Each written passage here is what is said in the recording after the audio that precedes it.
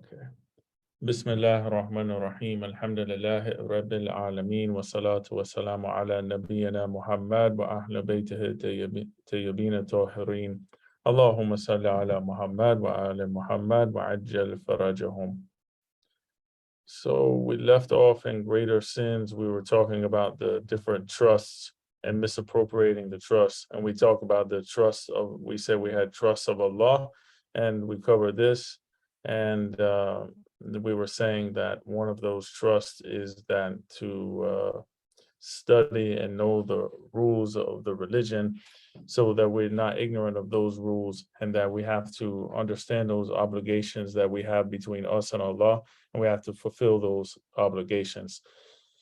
And we said that the next one was the author was saying that people get so caught up in their daily life that they don't take the time to they commit breach of trust with this, with the religion, with the propagating the religious laws or implementing them themselves. He said people are so caught up in the materialistic world that they don't have time to learn the basics of their religion, even, or even to act on them. Most people are only busy with their job and their family and all of these type of things. And the religion gets less and less importance to the general public after some time of being busy all the time. And he said that today people need to take time, learn about their religion in order to practice it themselves, to teach their family, to teach society, and uphold this trust that Allah has given us of these laws and way of life that He has given us. So now we move to the second thing, which is the trust of the Holy Prophet, sallallahu alaihi wasallam. He said both Sunnis and Shia agree that before his passing, the Prophet sallallahu alaihi wasallam said that I leave behind two weighty things: the Book of Allah and his Ahlul Bayt alayhi salam. The Prophet's words after this, according to the history, are, on the day of resurrection, I will question you concerning them and how you looked after them. According to Tafsir Majma' al-Bayan, the Quran and the family have been referred to as two weighty things because to follow them is a very difficult task indeed. A true Muslim is one who is able to carry the weight of this responsibility. A Muslim must obey the Quranic orders and follow the Ahlul Bayt alayhimus salam.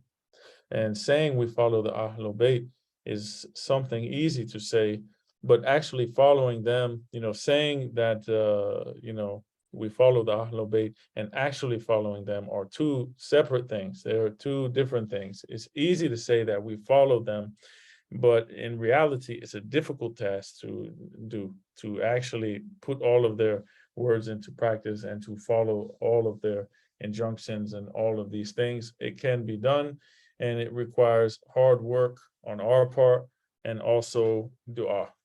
So we have to ask Allah subhanahu wa ta'ala to allow us to be good Shia of the 12 Imams alayhimus salam, and to guide our steps and to make us closer to Ahlul Bayt alayhimus salam, and allow us to follow the Quran and Ahlul Bayt and uphold that trust that the Prophet left to us to safeguard.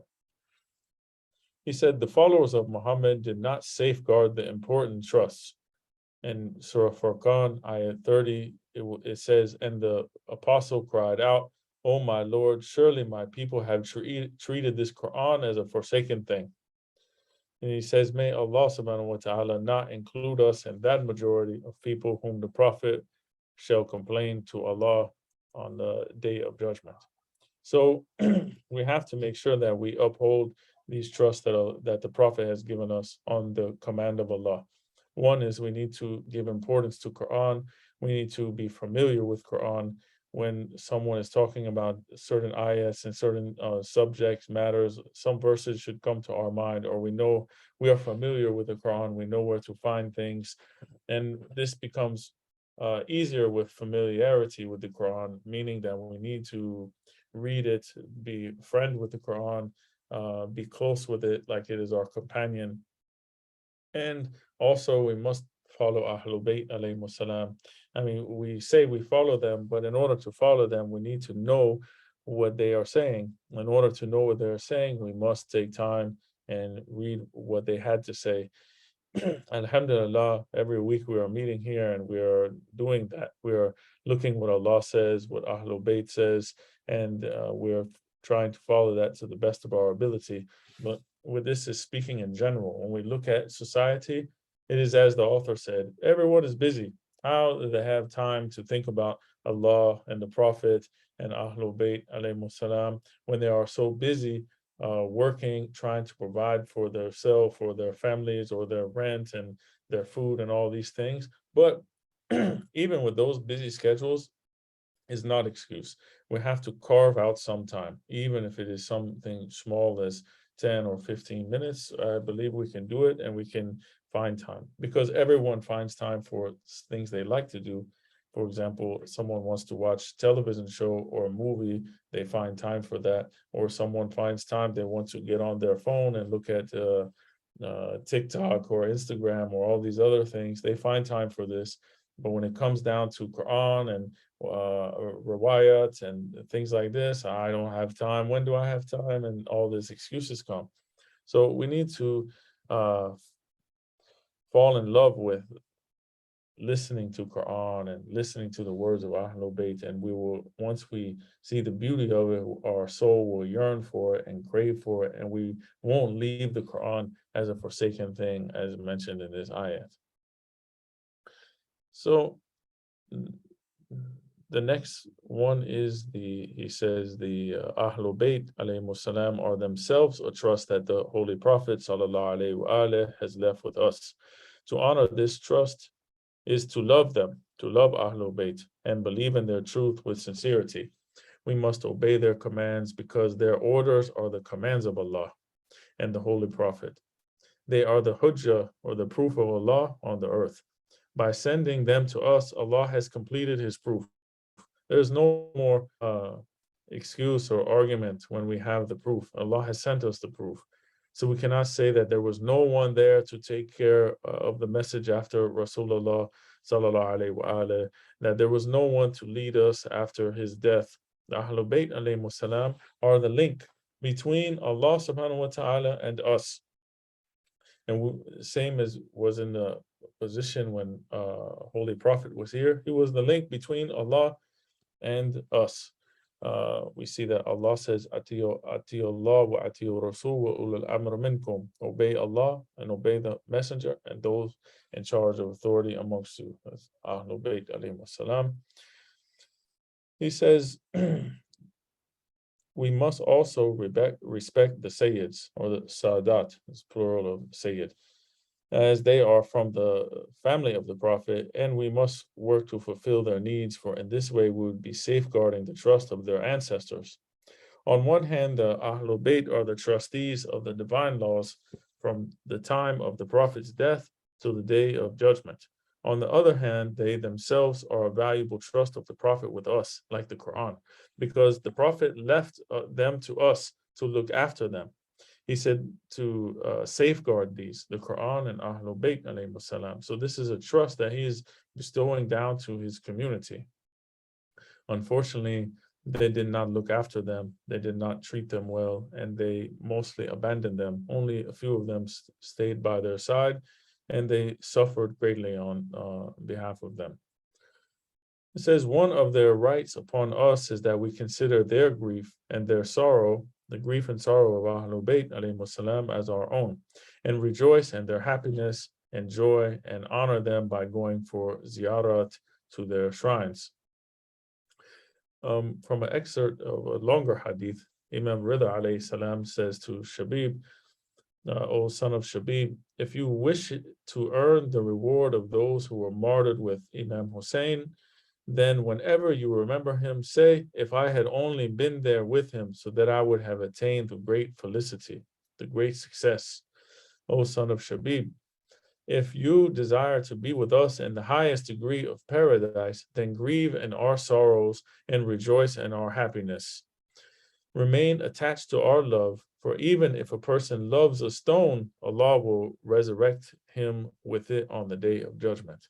So we see from the advice of Imam Rida alayhi salam that if we attach ourselves to Ahlul Bayt, and we love them sincerely, and we follow them, and we are sorrowful when they are sorrowful, and we rejoice when they rejoice, that Allah subhanahu wa ta'ala, inshallah, will raise us with them on Day of Judgment attached to them. So this is the trust of the Prophet.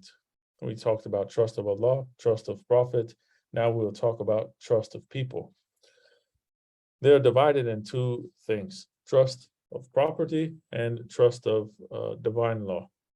He said the first one denotes any goods or property that a person keeps with someone to safe custody. So someone gives you something to hold on to it, to look after it. This can be in different types. Says sometimes one keeps a valuable with another person solely for its safekeeping. Sometimes a thing is given for use, but it must be returned after the use is over. This is also known as a type of trust. Another form of trust is when a thing is given on hire or rent is collected. For example, a house. You are entrusting someone to look after your property, to live in your property, and they are paying rent. So this is a type of trust. Also, when we said that we give someone something to use and then they need to return it after a certain time, this is also a sort of trust. For example, we lend someone our lawnmower and they cut their grass, and then they need to bring the lawnmower back after they cut their grass. They cannot say, well, I'm just going to keep your lawnmower. It really cuts the yard good, so I'm just going to hold on to it. Or we give someone a book, and when they finish it, they should return it. This is type of trust. He said a loan is also a trust. Sometimes a valuable is pledged as the surety for some loan. If the loan is taken against the surety is not repaid, this item is sold to recover those things. So it's like some collateral. In the same way, in transactions of partnership, the property given out for trading is also a trust. So we send someone to do some business, we entrust them with our items, and they go do trade, and then they come back and bring the profit. This is also a type of trust. He says trust by, the other one is by trust of divine law or Sharia. We mean that property which is in possession of a person who is not the actual owner. This property may not have been handed over to him by the owner, but he may come to acquire it through other ways. For example, a strong wind blows a cloth from a house to the neighbors. This happens, it may sound strange, but it actually has happened to me at least 3 times here. Someone is hanging the clothes on the line, their jacket falls down onto my balcony, or their towel or something falls onto the balcony from above, and I have to, it's not my property, but I didn't ask for that. They didn't give it to me, but I need to return it. I need to safeguard it, until they return. So the other one, he says, or someone's lost domestic animal may stray into someone's house. The neighbor's cat or something gets into your house. You need to take care of it and give it back. Or one may buy something and find later that the seller has given an extra item by mistake. We buy shirt at the store and they accidentally put 2 shirts in the bag and we didn't pay for that other shirt. Or the buyer may pay the seller more than the prescribed rate, or may find some money on the way, or may come to acquire some stolen goods or those belonging to someone else. All these things are considered a type of trust. So, for example, you find money on the ground. Honestly, it's easier to leave the money. This is what my teacher told me. Just don't pick it up, don't take it, just leave it there. Because once you pick it up, you're responsible for that. And you need to announce for 1 year, who this money belong to. And if no one comes after this money after 1 year, then you should give it in sadaqah on their behalf. So honestly, it's easier to leave the money there and that they can, collect that money. If they decide and they come back to trace their steps, maybe they find it or something like this. Also, someone leaves money or cell phone or something in a taxi cab or Uber or Lyft or one of these things. They cannot claim it as their own because it's their car. They need to look after that item. and then, announce and try to find that person. And then after 1 year, then they can, give it in charity or something like this. So it's easier to actually leave it, because once you take your hand on it, you are responsible for that. Said it is wajib to restore these items to their rightful owners. Those who have them in their possession should not use such items. Another example of a trust is a letter addressed to another person. It's wajib on the person to send it to the rightful address, and it's haram to open that letter addressed to someone else and to read that letter. They given it to you, you cannot open it and take a peek and read and then seal it and then give it back, because it's a type of trust. Also, it is private, it is sealed, it's a type of secret. So these are some examples. He said, if one is in possession of a person's property through circumstances, it's haram to take it, to embezzle it, or to seize it as your own. As we already stated, misappropriation is one of the greater sins. So misappropriation actually is a compound sin consisting of 3 sins. The first is type of injustice. The second is disregard of a wajib act, obligatory act. The third is illegally using someone else's property without their permission. He said it's a sort of injustice to use the property or a thing belonging to someone else without his permission. It is haram even to borrow something without the permission of its owner. So we need to have permission before we use things. It's haram to use the thing even for 1 moment, he says. In fact, even displacing a thing without permission is haram when there is no valid excuse. Of course, if something is going to get damaged and it's in your neighbor's yard, for example, and you go and you grab the thing and you move it to get it out of the rain or something like this, then this is different. This is because there's an excuse, there's a reason, and you're safeguarding his stuff from getting damaged. But to move things around for no reason at all, this is not allowed. A person using an article without the owner's permission has to give it back immediately or ask permission for its use. If any damage occurred to the property, the user has to make good the loss. So, for example, the neighbor, he goes and takes the bicycle of his neighbor and uses it without permission and says, I can bring it back before he gets home, and he doesn't know about it. It's illegal for him to use that as Islamically, and he has to ask permission to use that thing. And for example, if he blows out the tire or someone hits him on that bike and it breaks, then he's responsible for that loss of that material loss. He said, if one expects that the owner will permit the use of his property, then its use without permission is allowed. But the user will have to compensate in case there's any damage to the property. So for example, we're somewhere and, for example, we're in the car with someone else, and that person has some stuff to do, and he is gone in the office and you cannot ask him anything, but there's the turbo in the car, there's a prayer rug in the car, and you didn't ask for permission to use that, but you know that he won't have any problem with you using it. Then it's permissible to take that prayer rug out of the car, put it down on the ground, put the turbo, and pray. But if something happened to that thing, for example, the turbo cracked and broke in half, or the wind took the prayer rug and off it went into the traffic or something, then we have to buy that person, a new prayer rug or a new turbo or something like this. A user is not accountable if a property is damaged despite his best efforts to safeguard it, but he will be responsible if the damage is the result of carelessness. So he tried his best to safeguard it, and something happened, even though he's trying his best and it wasn't out of carelessness, then he is not accountable for that. But most of the time that it was in our possession, the best thing to do is to make it right and to settle that and to replace it. He says we're not bound to do that in that case because of this ayat of Quran in Surah Tawbah, ayat 91. There is no way to blame against the doers of good.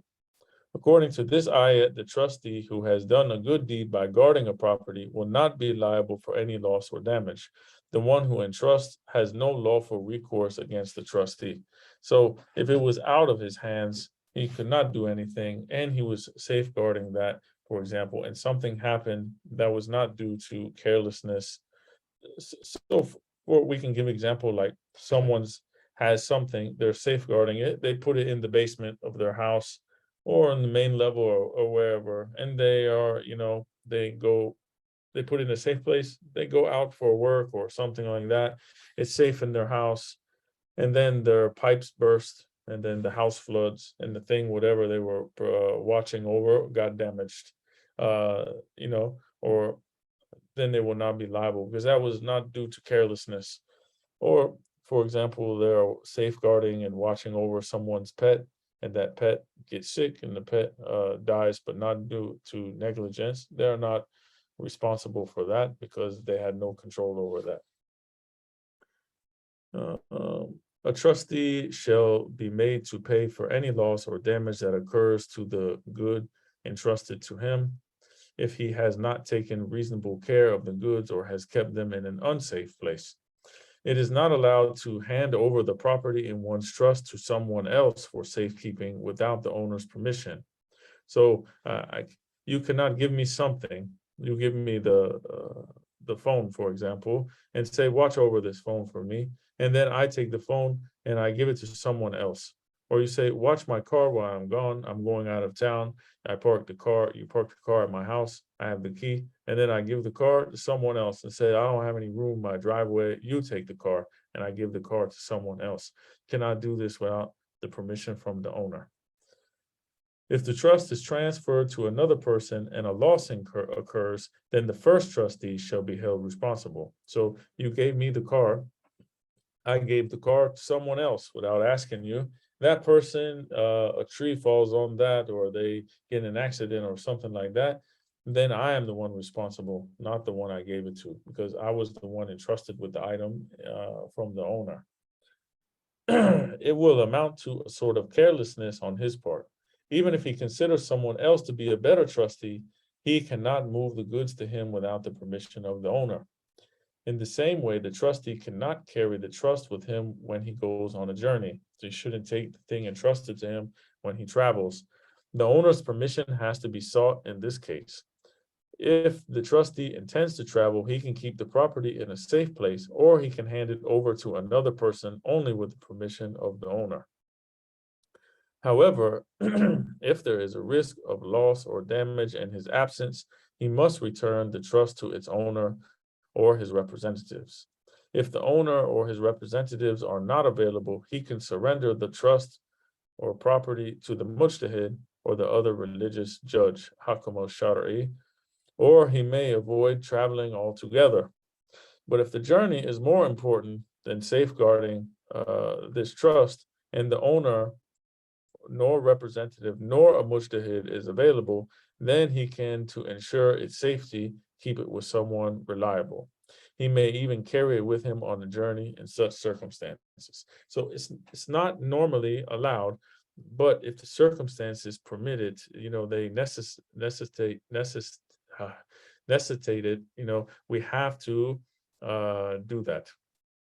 So, for example, you loaned me something, let's say you gave me a trust of a letter, and you said letter is important, watch over the letter, don't let anyone access the letter, such and such. I'm supposed to leave this letter in a safe place in my house, but if I have to, something happened that was very urgent that I had to go attend to, then I need to travel to the next place to do that. I can take that circumstance overrides the necessity of leaving the trust in the safe place. He says, if one is sure that he will not be able to take care of the trust, it is wajib for him to refuse to accept it. So someone knows himself that he is careless with things and he doesn't pay attention, and he's not organized. For example, maybe he will lose the letter or the trust or the thing that is given to him, and he's not good at taking care of things. He must refuse, because he will end up causing harm to himself and the trust that was given to him. If such a person has already taken it, then it's wajib for him to return it. But if, in spite of his inability to safeguard the trust or the property, the owner insists on handing it to him, he is allowed to accept it. Meaning that the owner gave it to the person knowing that all the response, that the person is his attributes, that he is careless, or that he may lose the thing, or may not safeguard it in the right way, may not take care of it, and he still insists, then this is the risk that the owner is taking. In this case, the trustee cannot be held responsible, and the owner would bear the loss in the event of the goods being lost or damaged. Even if one is compelled to be a trustee against one's wishes, it is better to take care of the goods entrusted as a moral obligation. So someone imposes and forces us to take something, even though we tell them no, they force their will on us and give us this thing and say, you have to take care of it. As a moral obligation, we need to still look after that item. He says, it is apparent that this transaction of one who entrusts and the trustee is a type of legal transaction. Either party may terminate the agreement whenever he or she desires. That is, the owner may ask for his property whenever he likes. For example, I give someone a book to hold, and I say, you can hold this book for 1 week. I can come back the same day or the next day and say, you know what, something came up, I need that book back, and they have to return it. They cannot say, oh, you gave me 1 week, I will give you in 1 week. I won't give you until the week is over. The person can come and demand their property whenever they want to. That is, he says, that is, the owner may ask for his property whenever he likes. In the same way, the trustee can return the goods in his trust to the owner whenever he wishes. So the person entrusts you with something, you can actually bring it back to them earlier and say, I don't think I can take care of this anymore. Here you go. Here's your stuff back in the same condition you gave it to me. And, khalas, we're done. He says, however, it is wajib for the trustee to return the trust when the owner demands it, and the one who entrusts cannot insist upon the trustee to continue to safeguard his goods when he wishes to relieve himself of the responsibility. So someone gave you something and you don't want to hold it anymore, and you gave it back. The person cannot demand you to keep holding that item and make it a burden on you. They have to take their stuff back. He says, under special circumstances, it is permitted to appropriate the property of a disbeliever, not living under the protection of Islamic government. But if such a person gives his property as a trust, it is not permitted to misappropriate this property. If the property to be entrusted is stolen or acquired by illegal means, it is wajib to accept it and restore it to its rightful owner. So a disbeliever has stolen something from a believer, and they come and give it to you as a trust. It is wajib on you to take that trust and give it back to the rightful owner, if you know that rightful owner. It is better, we have to talk about these situations, but I don't know how often. Maybe it comes up sometimes, but it's good to know what to do in all these circumstances. That's what we do when we talk about fiqh. We find all the type of things that could go bad and could go wrong, and how would you handle it? How would you solve that situation? And that's when all of these type of scenarios come to play. I have a question on that though. If somebody trusted me to deliver something in a different town, and I went there to deliver that, the person was not there, but his spouse or some other relative was home, should I have given it to that person, hoping that that person would give it, or just bring it back? Well, it says here that they're representatives, or they're, people that are close to them, which would be their family, and they live in that house. I would think it would be fine, as long as the person who gave it to you didn't stipulate otherwise. Because a lot of time, if they have problem with their family, they would say, give this to my brother, for example. But if my brother is not there, don't give it to anyone else, because maybe someone in their family is not trustworthy. They would probably tell you. But if they just tell you to bring it to this place, then you could bring it to that place. Okay, so should I have clarified that before I left with this position, with this property? It would be good if you can, but if you you know, if you forgot, it depends on exactly Yeah, how it didn't they. even occur to me, so that's what the Yeah, problem was there. Yeah, yeah, it depends on how they stipulate it and what it is, and you know, these type of things.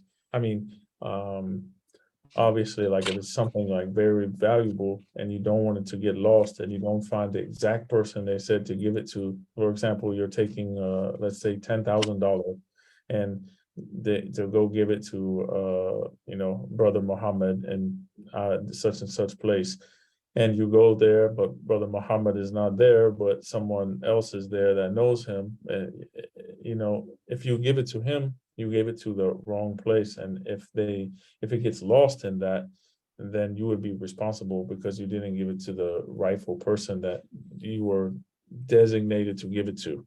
So that's the thing. If it's something more valuable, then you would ask yourself, you know, what is the case with this? But maybe if it's something that you don't feel that it's going to get misappropriated and it's their spouse, or you know, you could pass. But it'd be better to call that person, because now it's easier, because back then they didn't have the phone and all these things, but now we can usually reach people pretty easy. So yeah.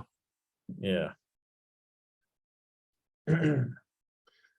Okay, let's see where we left. He says, as we have already mentioned, anything that is maintained as a trust must be restored to the owner or his representative, like some responsible member of his family, is what we were just talking about. If they are not available, the trust could be, if they are not available, the trust could be given in charge of a mujtahid or his representative. Even if these are not available, the trust must be handed over to a reliable person. Especially when one perceives the approach of death, one should immediately arrange to return the trusts. If none of the above persons are available, then it is wajib upon the dying person to make a will and provide the address of the owner so that the property may be restored to him. So it just shows the importance of, you know, maintaining the trust. Even if we have something with us and we get ill and we're now the Billah, we're pass away from that illness, we should write a will and say, you know, someone has left this and this and that with me. Make sure it goes back to those people. It says, in the same way, if the owner learns that the trustee is dead, it is wajib for him to go and collect the things that he has deposited as a trust. If the heirs of the deceased do not recognize him, he can describe the distinguishing features of the trust and obtain it from them. Similarly, if the owner dies, the trustee is under obligation to return the trust to the heirs of the deceased. So even if someone gave you something, $1,000, for example, and then the owner died, we cannot give it back to the owner, but we need to bring it back to the you know, heirs of the deceased, so they can have it for their inheritance. Says, as we have already mentioned, all the goods that are the basis of the above transactions constitute a trust. Whenever the owner demands the property, it has to be restored immediately. However, if a period has been agreed upon, the owner cannot demand his property before the end of the stipulated period. Okay, for this, the example is the landlord. The landlord gives you the place. He owns the building, the apartment, for example, or the house, and he gives you a lease. And he said, this lease is for you to stay here for 12 months, 1 year. He cannot expel the person out of that place, evict them before the termination of that agreement. He needs to uphold that trust and keep to that agreement. He said, similarly, the pledged article cannot be taken back without the repayment of loan. The same is the case with a loaned article. At the end of the stipulated period, the trustee trustees are obliged to return the property that has been in their possession, even if the owner has not demanded it back. But if the owner extends the period, the trustees can continue to retain the property. So their lease is for 12 months. They cannot just keep living there without renewing. They need to give they took the trust for 12 months of living in that property. The 12 months expired. They need to give the trust back. But if the owner of that property says, I'll extend your lease and come to a new agreement on a new contract, then they can continue staying in that place. He said, however, this is a transaction where the owner is at liberty to demand back his property whenever he likes. For example, someone has borrowed a book. This is the example I gave earlier. They borrowed a book for a week, but the owner wants it back that same day, or then the borrower is obliged to return that book immediately. This is type of trust. The owner can ask for it whenever he wants, even though he may have given it for some time, he can demand it back whenever he likes. So he loans. This is like a loan. The other one is more like a contract for a specific amount of time. This is more like a loan. I just borrow you something and say, here, hold my computer for 2 days. And I say, oh, I need the computer today, actually, and I come back and take it. The other person can't be like, oh, well, you told me 2 days, He says the above discussion was regarding the property trusts. If someone is in possession of a Islamic trust and the owner is not known, the finder of a property has to search for him for 1 whole year. This is as I explained earlier. He must publicize it from the masajid. If the owner is still not located, he must give all the found property in charity on behalf of the owner after 1 year. So this is in the case where we find things that are not ours and they are out in maybe we find them in the street or we're walking on a trail, or we find things that are in our car that people rode with us, and like as a taxi driver or something like this happens to them quite frequently, actually. So I think we should end in this part, and we will continue this topic next week, inshallah. Sallu ala Muhammad wa ala Muhammad. Allahumma salli ala Muhammad wa ala Muhammad wa